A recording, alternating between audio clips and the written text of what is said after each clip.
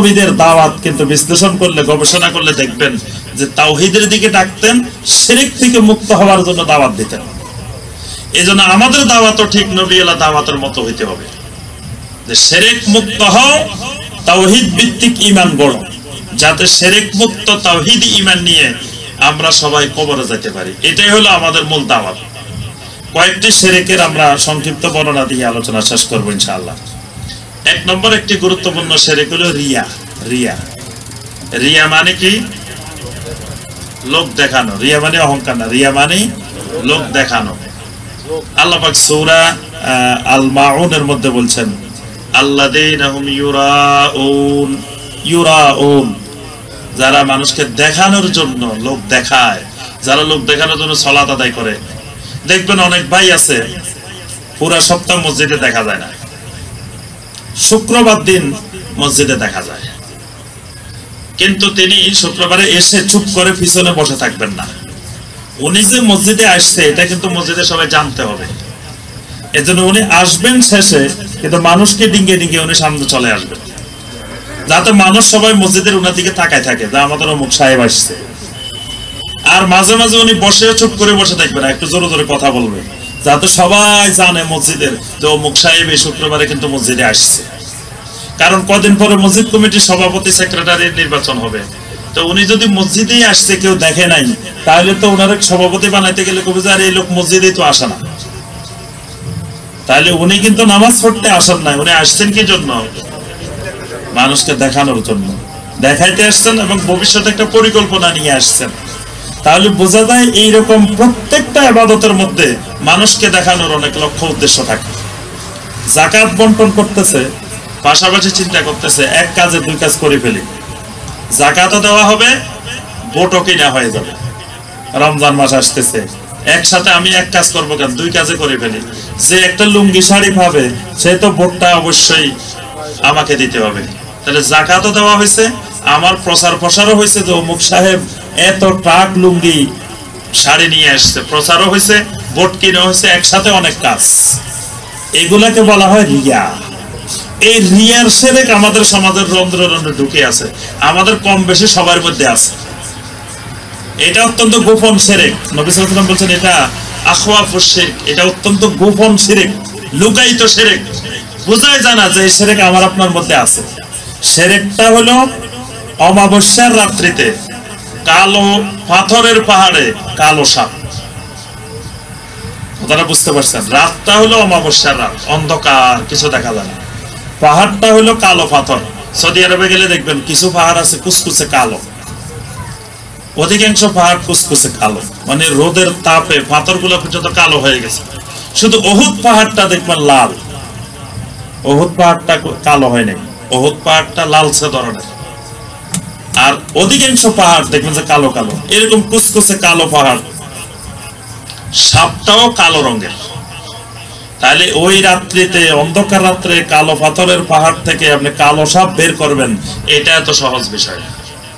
এজন্য শাইখুল ইসলাম ইবনে তাইমিয়া রাহমাতুল্লাহ আলাইহি বলছেন, পৃথিবীর বড় আলেম আবার বড় মুশরিকও হতে পারে। মানে তার মতো আলেম পৃথিবীতে এখন নাই, তার মতো শিরককারীও পৃথিবীতে নাই। তা এখন প্রশ্ন হতে পারে, এত বড় আলেম শিরক ছিল না? শিরক ইলম দিয়ে শুধু শিরক চেনা যায় না, কারণ এটা কালো পাথরের অমাবস্যার রাতের কালো সাপ, এটা বের করা এত সহজ জিনিস না, এটা সূক্ষ্ম জিনিস শিরক বের করা। এজন্য অনেক সময় আমরা এটা মানে ভয়ঙ্কর এই দাওয়াত দিতে চাই, আমরা বিপদে পড়ে যাই। কয় এত বড় বুজুর্গ, এত বড় হুজুর, হাজার হাজার মুরিদ, লক্ষ লক্ষ মুরিদ, এই হুজুরি কি বুঝে না এটা শিরক? এই প্রশ্নের সম্মুখীন হয়ে হন না আপনারা? এই প্রশ্নের সম্মুখীন এই জন্য হই, এই নীতিমালা যদি কেউ বুঝতো যে শিরক বুঝা এত সহজ জিনিস না, এটা আলেম বড় হইলে যে শিরক চিনে ফেলবে, জিনিসটা এরকম না।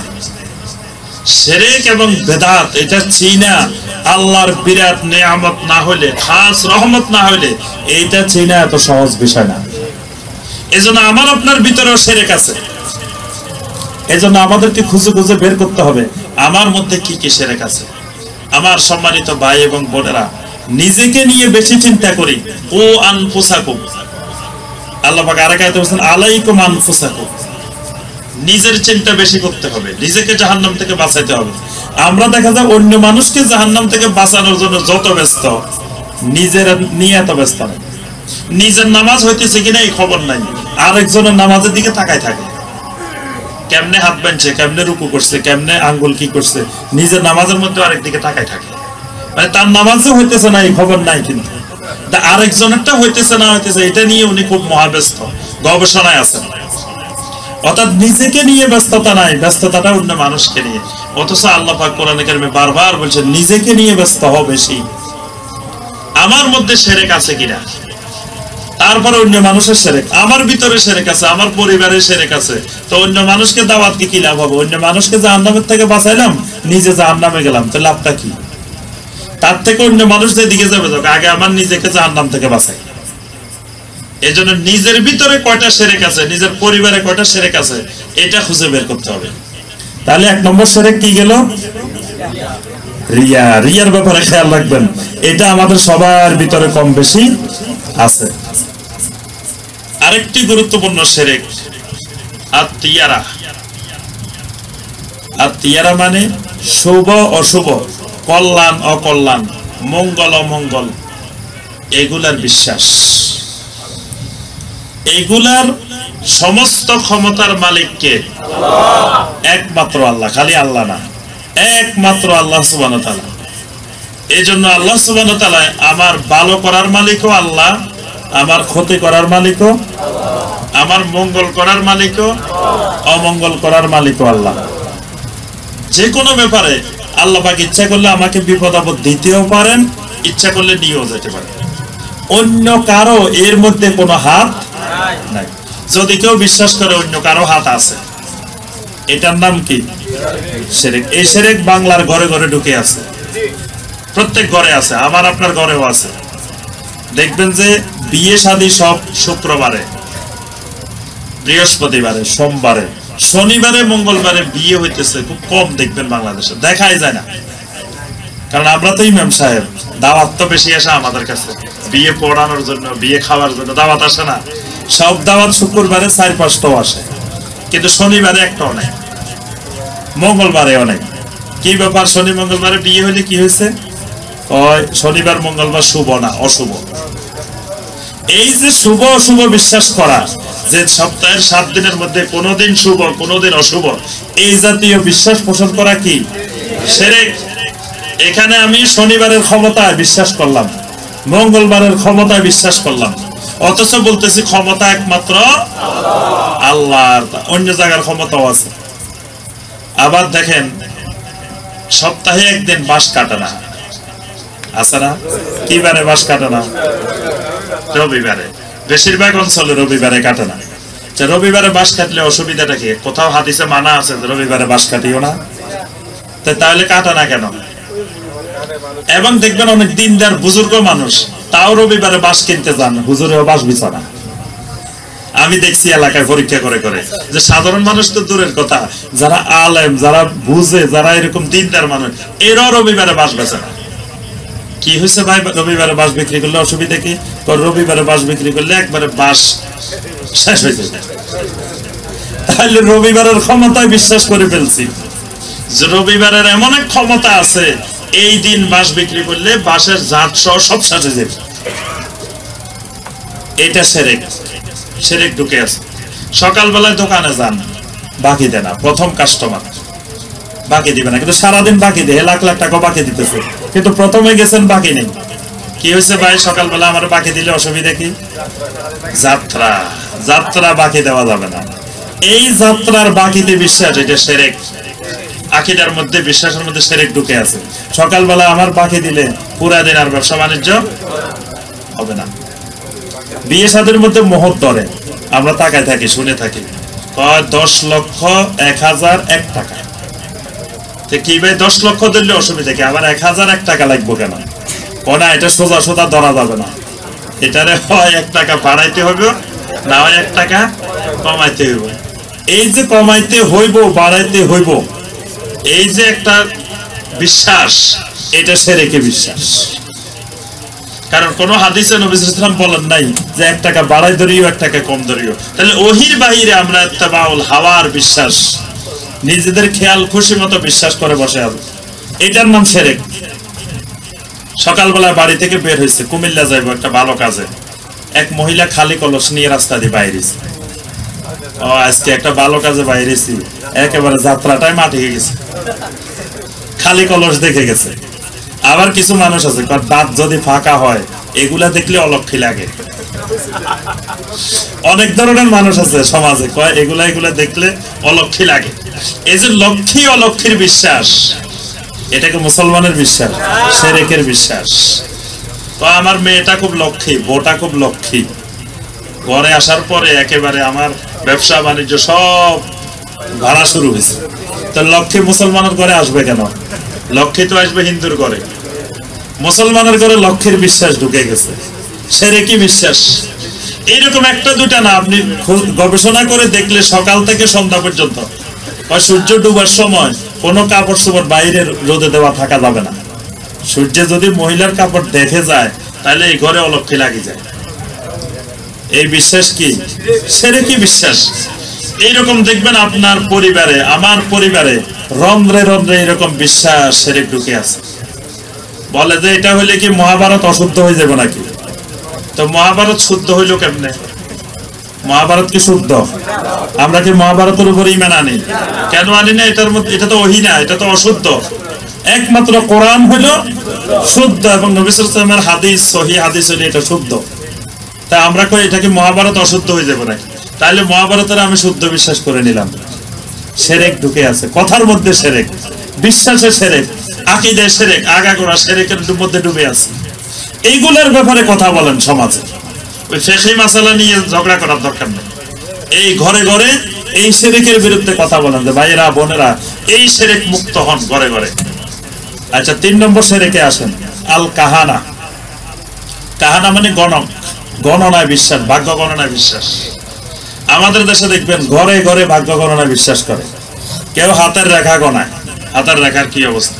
কেউ তোতা পাখি দিয়ে, ময়না পাখি দিয়ে বিশ্বাস গণায়। কেউ দেখবেন যে আপনার তুলা রাশি, কন্যা রাশি, কর্কট রাশি, বৃষ রাশি এগুলা গণায়। এই ভাগ্য গণনা করা শিরক।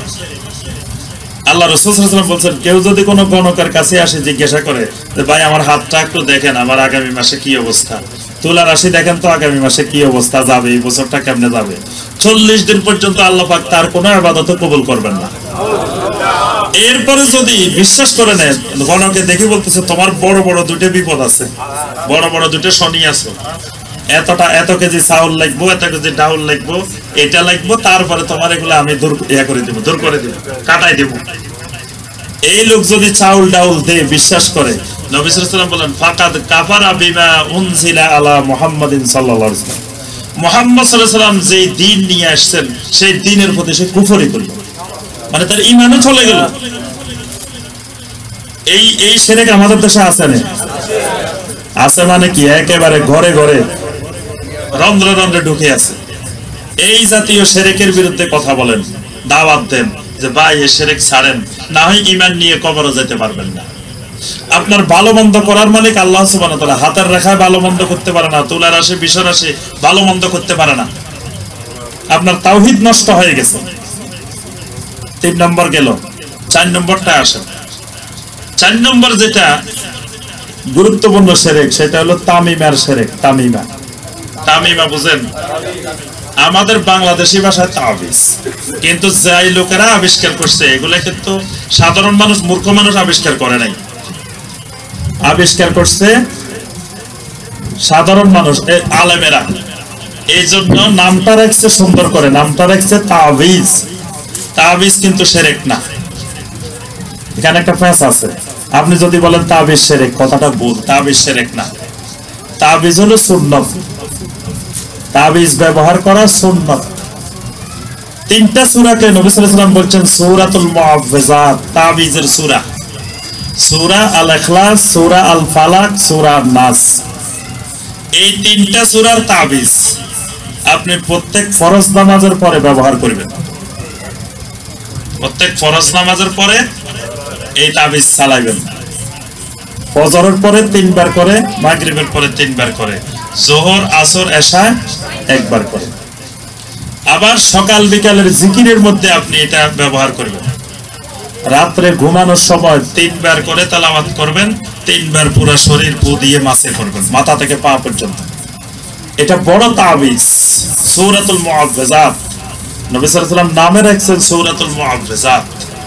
তাহলে তাবিজ তো আল্লাহ পাক দিয়ে দিয়েছেন 3টা সূরা। কিন্তু আমাদের দেশে যেটা, এটার নাম হলো হাদিসের ভাষায় তামিমা। তামিমা আর তাবিজের মধ্যে পার্থক্য আছে। তাবিজ শরীরে লাগাই রাখা যায় না, তামিমা লাগাই রাখা যায়। মানে তাবিজটা থাকে মুখের মধ্যে, তেলাওয়াতের মধ্যে, ফুয়ের মধ্যে, আর তামিমাটা থাকে আটকায় রাখার মধ্যে।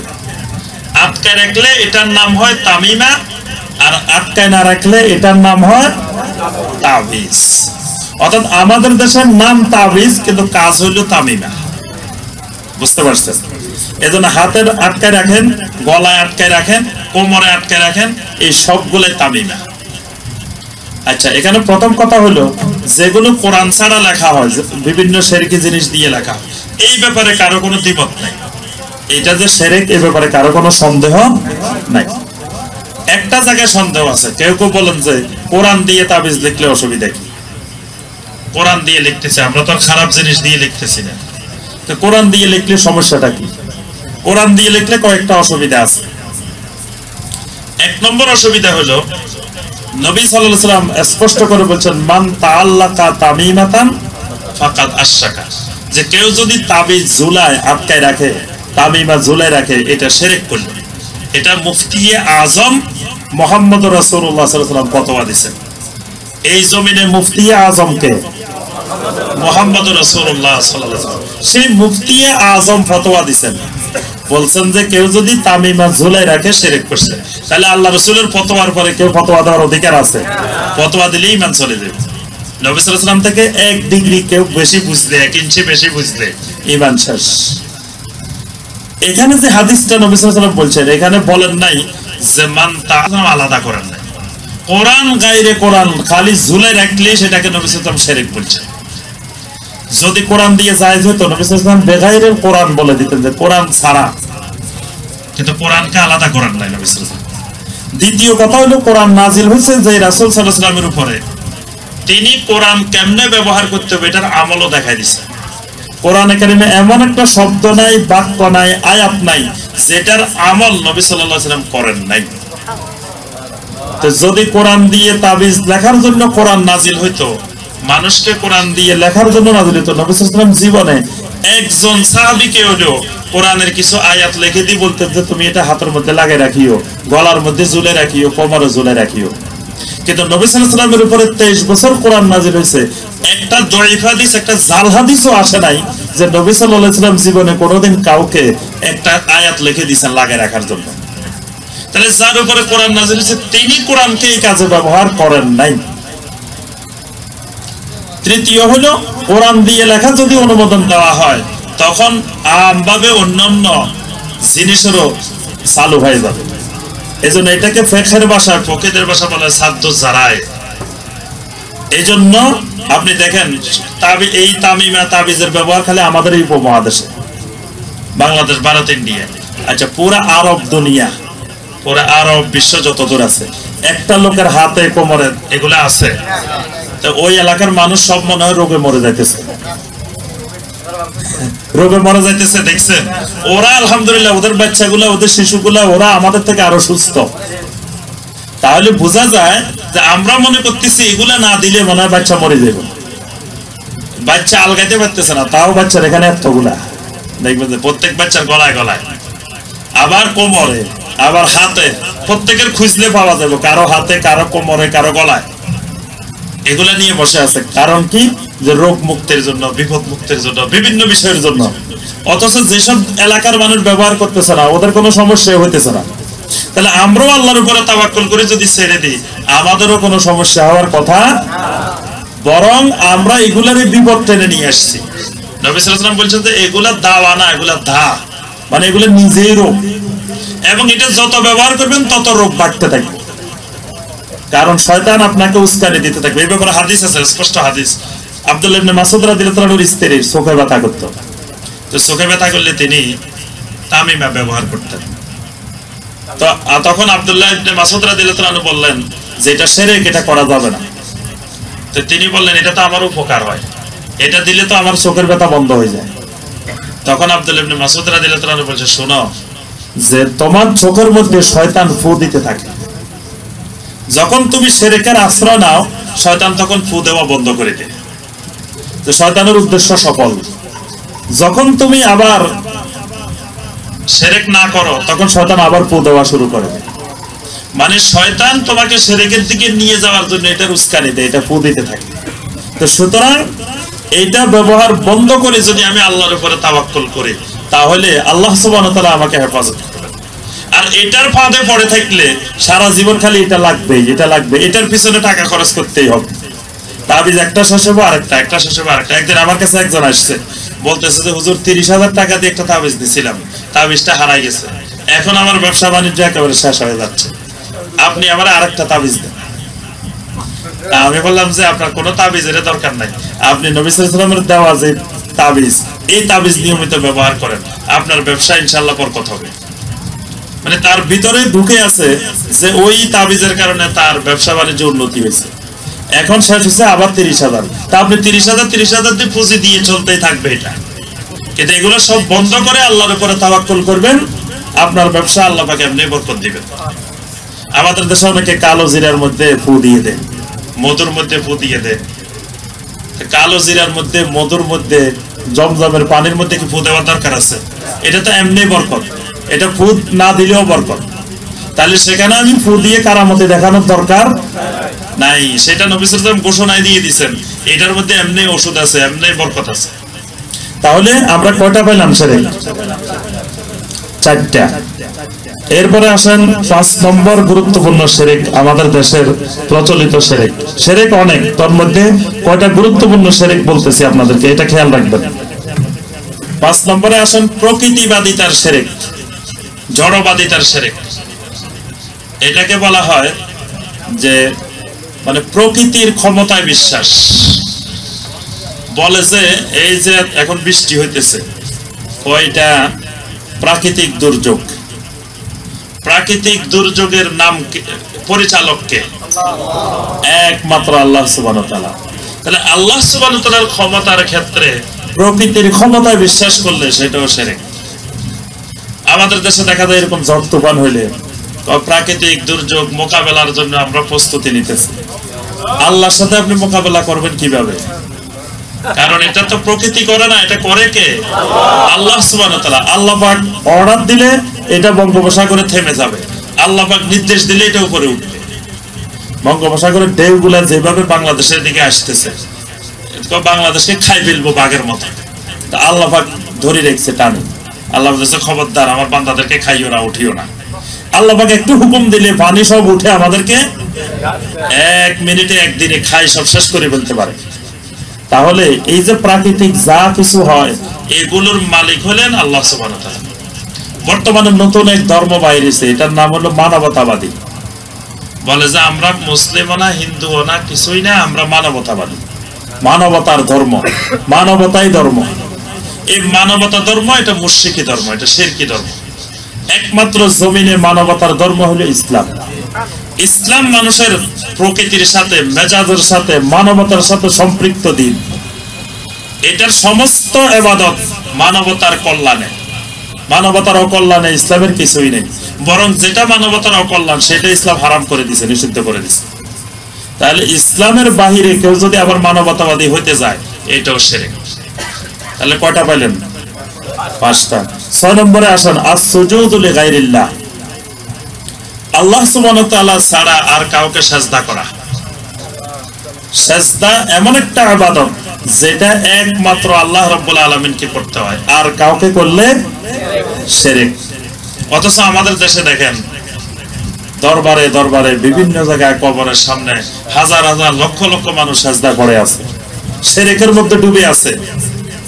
আমাদেরকে কথা বলতে হবে এই শিরকের বিরুদ্ধে, যে ঈমান হারা হয়ে ভাই বোনগুলা কবরে যাইতেছে, জাহান্নামের দিকে যাইতেছে।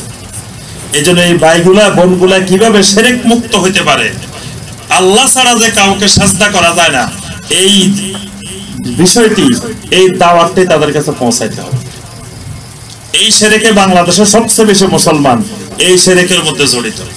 দেখবেন অনেক জায়গায় হাজার হাজার মুসলমান জীবিত, কোন জায়গায় জীবিত ব্যক্তির সাজদা করতেছে, কোন জায়গায় মৃত ব্যক্তিকে কবরের মধ্যে যায় সাজদা করতেছে। এই কবরে সাজদা করা শিরক। কয়টা গেছে? 6টা। 7 নম্বরে আসেন, গায়রুল্লাহর জন্য নজর, মানত, জবাই, কোরবানি। অর্থাৎ মানুষ বিপদে পড়ছে, বিপদে পড়ে বলতেছে আল্লাহ আমারে বাঁচাও, আমাকে বাঁচাইলে অমুক মাজারে অমুক দরবারে 500 টাকা দিব। আপনি মানত করবেন একমাত্র আল্লাহ সুবহানাহু ওয়া তাআলার জন্য, কিন্তু অন্য ওলি আউলিয়া কারো নামে মানত করা এটা শিরক। কারো নামে আপনি গরু নিয়ে এখান থেকে রওনা দিচ্ছেন, এটা শিরক।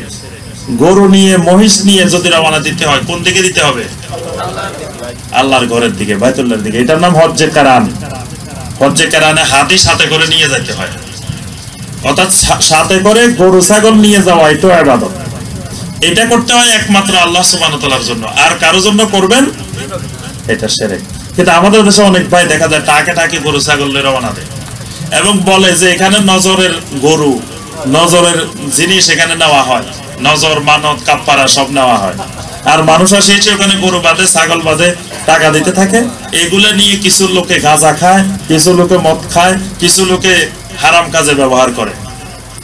আমি আপনি ওই হারাম কাজে ব্যবহারে সহযোগিতা করলাম। এই শিরক থেকে আমাদের ভাই বোনদেরকে বাঁচাতে হবে। আমি শুধু পয়েন্টগুলো বলতেছি। কয়টা গেল? 7টা। 8 নম্বর শিরক, আল্লাহ সুবহানাহু ওয়া তাআলা ছাড়া আর কারো কাছে দোয়া করা যাবে না। দোয়া করা শিরক, মানে আল্লাহ ছাড়া কারো কাছে দোয়া করা শিরক। আপনি বিপদে পড়ছেন, ডাক দিবেন কাকে? আল্লাহ। ইয়া আল্লাহ বলে ডাক দিবেন। আপনি যদি কোন ইয়া রাসূল আল্লাহ, এটা শিরক। কারণ রাসূল সাল্লাল্লাহু আলাইহি সাল্লাম আপনাকে এখন বিপদ থেকে উদ্ধার করতে পারবে না। পারবে না। নবী সাল্লাল্লাহু আলাইহি সাল্লাম জীবিত থাকা অবস্থায়ও সাহাবায়ে কেরাম বিপদে পড়লে ডাকতেন একমাত্র আল্লাহ সুবহানাহু ওয়া তাআলাকে। এজন্য নবী সাল্লাল্লাহু আলাইহি সাল্লাম বারবার বলছেন, ইজা সাআলতা ফাসআলিল্লাহ ওয়া ইজা ইসতাআনতা ফাসতাইন বিল্লাহ। যখন কোনো কিছু চাইবা একমাত্র আল্লাহর কাছে, যখন কোনো কিছু সাহায্য প্রার্থনা করবা একমাত্র আল্লাহর কাছে। আমি রাসূলও তোমাদেরকে কিছু দেওয়ার মালিক না। তাহলে দোয়া করতে হয় একমাত্র আল্লাহর কাছে। কিন্তু আমাদের দেশের অনেক ভাই বোনকে দেখবেন বিপদে পড়লে ডাক মারে, ইয়া গাউসুল আজম, ইয়া আলী। আলী বলিও কিছু মানুষ ডাকবে, দেখবেন জিনিস একটা ঠেলতে পারতেছে না, সবাই মিলে কয় ইয়া আলী, ইয়া আলী কই ধাক্কা মারে। ইয়া আলী কই ধাক্কা মারলে শক্তি আসে, কয় শক্তি আসে। শক্তির তো মূল উৎস আল্লাহ সুবহানাহু ওয়া তাআলা। আপনি আল্লাহ বলে ডাক দিবেন, ধাক্কা দিবেন, ইয়া আল্লাহ বলে। কিন্তু দেখা যায় ইয়া আল্লাহ না বলে ইয়া রাসূলুল্লাহ, ইয়া গাউসুল আজম, ইয়া আলী, এইরকম আরো অনেকের ডাকবে। এই আল্লাহ ছাড়া আর কাউকে এরকম ডাক দেওয়া এটা শিরক। কয়টা গেছে? আচ্ছা, আরেকটা গুরুত্বপূর্ণ শিরক কবর কেন্দ্রিক শিরক। এটা বলে আমরা শেষ করে দেব। কবর কেন্দ্রিক শিরক। কবর কেন্দ্রিক শিরকটা কি? কবরের উপরে ঘর বানাইতে নবী সাল্লাল্লাহু আলাইহি ওয়াসাল্লাম নিষেধ করছেন, স্পষ্ট নিষেধ করছেন। নবী সাল্লাল্লাহু আলাইহি ওয়াসাল্লাম বলেন, নাহা রাসূলুল্লাহ সাল্লাল্লাহু আলাইহি ওয়াসাল্লাম আন ইউজাসসাসাল কবর ওয়া আন ইউকআদা আলাই ওয়া আন ইউবনা আলাই। সহিহ মুসলিমের হাদিস। নবী সাল্লাল্লাহু আলাইহি ওয়াসাল্লাম কবর পাকা করতে, কবরের উপরে ঘর বানাইতে, কবরের পাশে বসে থাকতে নবী সাল্লাল্লাহু আলাইহি ওয়াসাল্লাম নিষেধ করে দিয়েছেন স্পষ্টভাবে। এবং আলী রাদিয়াল্লাহু তাআলা আনহুকে দিয়ে মদিনার যত উঁচু কবর ছিল নবী সাল্লাল্লাহু আলাইহি ওয়াসাল্লাম সকল উঁচু কবর ভাঙিয়ে দিয়েছেন। অর্থাৎ উঁচু কবর বানানো, কবর পাকা করা, কবর কেন্দ্রিক মোমবাতি জ্বালানো, কবর কেন্দ্রিক ওরস করা, কবর কেন্দ্রিক বিভিন্ন উৎসব পালন করা, কবর কেন্দ্রিক যত রকমের কার্যক্রম, এই সবগুলা শিরক এবং বেদাত। কোনটা শিরক, কোনটা বেদাত। শুধুমাত্র একটা সুন্নাত কবর কেন্দ্রিক, সেটা হলো জিয়ারাতুল কুবুর। অর্থাৎ কবরস্থানে গিয়ে মাইয়াতের জন্য দোয়া করা, এটার নাম জিয়ারাতুল কুবুর। এর বাহিরে যত রকমের কার্যক্রম আছে, যে কবরস্থানে মোমবাতি জ্বালিয়ে রাখলেন, আবার অনেকে যায় কবরস্থানে মোমবাতি দিয়েও আসে, আবার কবরে টাকাও দিয়ে আসে। কবর যিনি মারা গেছেন আপনি উনাকে মহব্বত করেন, তো উনাকে মারা যাওয়ার পর এখন কিছু খাওয়াইতে পারবেন, তো তাহলে টাকা কারে দিচ্ছেন? উনাকে কিছু খাওয়াইতে পারলে আপনি টাকা দিয়ে আসতেন, উনি কিছু কিনে খাইতো, কিন্তু উনি তো এখন খাওয়ার ক্ষমতা নাই। তো কিছু লোকের মদ খাওয়ার জন্য, গাঁজা খাওয়ার জন্য টাকা দিচ্ছেন আপনি ওখানে, আর গুনার কাজে সহযোগিতা করতেছে। কবর কেন্দ্রিক এই দেশের অসংখ্য ভাই বোন শিরকে নিমজ্জিত। এটা একটা গুরুত্বপূর্ণ আমাদের দেশের শিরক। এই শিরক গুলা থেকে মুক্ত না হলে আপনি তাওহীদি ঈমান নিয়ে কবরে যাওয়া সম্ভব হবে না। আমার সম্মানিত ভাইরা, আমরা আর আলোচনা দীর্ঘায়িত করব না। সংক্ষিপ্ত কথা হলো, মূল কথা হলো যে আমাদের ঈমানটা শিরক মুক্ত তাওহীদি ঈমান বানাতে হবে। সেই ঈমান নিয়ে কবরে যেতে চাই, সেই ঈমানটা যেন শিরক মুক্ত হয়। এই যে বড় বড় শিরক গুলা বললাম, এই শিরক গুলার বিরুদ্ধে কোরআন এবং হাদিসে অসংখ্য আয়াত আছে, অসংখ্য হাদিস আছে। এগুলো যে স্পষ্ট শিরক, এই ব্যাপারে কোনো দ্বিমত নাই। কিন্তু এগুলো আমাদের দেশের রন্ধ্রে রন্ধ্রে, ঘরে ঘরে, পাড়ায় মহল্লায়, সব জায়গায় চলতেছে শিরক। আবার যেই ভাই বোনগুলো এই শিরকে জড়িত, তারা আবার ঈমান নিয়ে কবরে যেতেও চায়। তাহলে তাদের কাছে এই দাওয়াত পৌঁছাইতে হবে যে ভাই বোন, যে এই কাজটা শিরক, এটা এই কাজ করলে আপনি ঈমান নিয়ে কবরে যেতে পারবেন না।